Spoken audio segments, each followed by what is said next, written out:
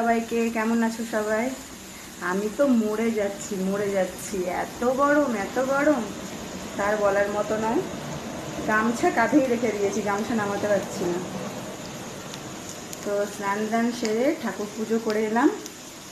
আজকে যেহেতু বুধবার, হরি ঠাকুরের দিন, হরি ঠাকুরের ঘট পাল্টানো ছিল, তো পুজো টুজো করে এলাম। এসে দেখলাম মাসির রান্না হয়ে গেছে। তো আজকে মাসি রান্না করেছে পাতলা করে ডিমের ঝোল, আর এটা হয়েছে কুলেখাড়া শাক দিয়ে মাছ দিয়ে একটা তরকারি। আর এখানে নারকোল আছে, এটা মাসি বিকালবেলা কুড়িয়ে দেবে, আমি এটা দিয়ে রাত্রেবেলা পিঠে বানাবো। দেখি শরীর কেমন দেয়, তার উপর অবস্থা হবে। আজকে আসলে রান্নাবান্না বেশি হচ্ছে না, কারণ গরমে কেউই খেতে চায় না বাড়িতে। আর এখন আমি এই যে মনোদা সকালবেলা ওনার জমির কুদরি দিয়ে গেছে, টাটকার একটা কুদরি, সেগুলো এই যে ফ্রাই করছি বেসন দিয়ে, যেরকম আমি ভাজি। আমার একটা ইউনিক একটা রেসিপি এটা, মানে বেসন দিয়ে পুরোপুরি কোট করি না, হালকা একটা কোট করি। তো মাসিকে বললাম তুমি চলে যাও বাড়িতে, গিয়ে চান টান করে রেস্ট করো, আমি এটা করে নিচ্ছি। তো এই যে হচ্ছে কুদরি ভাজা, এটা হচ্ছে এখন। আর অসহ্য গরম। তো কে কেমন আছো বলো গরমে?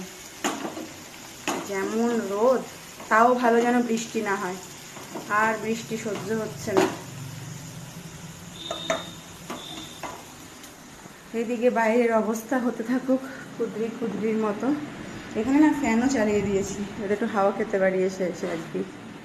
তো খবরে তো বলেছে যে নিম্নচাপ নাকি আবার ঢুকেছে।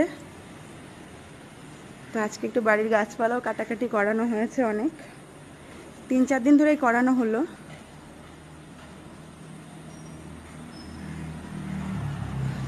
কারণ বাড়িটা অনেক জায়গা নিয়ে না, তো পুরো হাঁটতে মনে কষ্ট হয়ে যায়।